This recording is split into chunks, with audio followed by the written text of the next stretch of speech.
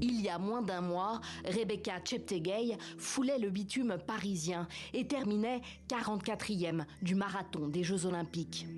Aujourd'hui, elle est hospitalisée à Eldoret, dans l'ouest du Kenya, non loin de la ville d'Endebess où elle s'est installée et s'entraîne, à une vingtaine de kilomètres de son Ouganda natal.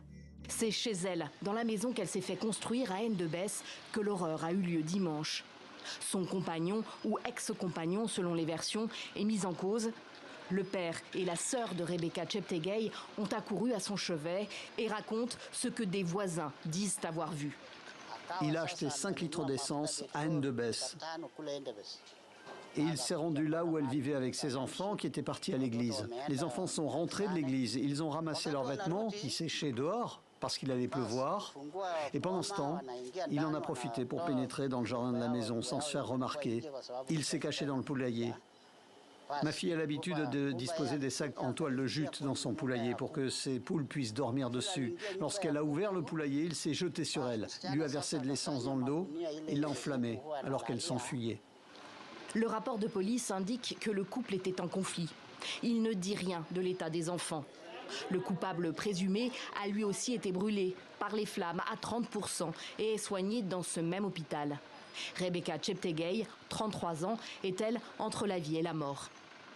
Elle est arrivée dans un état critique. Elle a été transportée depuis l'hôpital de référence du comté de Kitale jusqu'ici.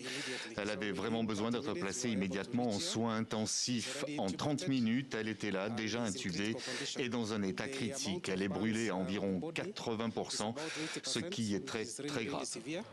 Selon des médias locaux, Rebecca Cheptegei pourrait être prochainement transférée par avion à Nairobi pour des soins plus spécifiques.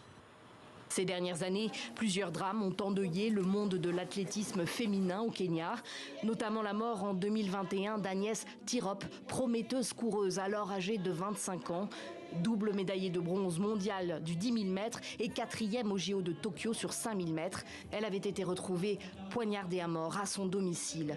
Son mari est poursuivi pour meurtre. Selon une étude de l'agence kenyane des statistiques publiée en 2023, 34% des femmes vivant au Kenya ont subi des violences physiques depuis leurs 15 ans.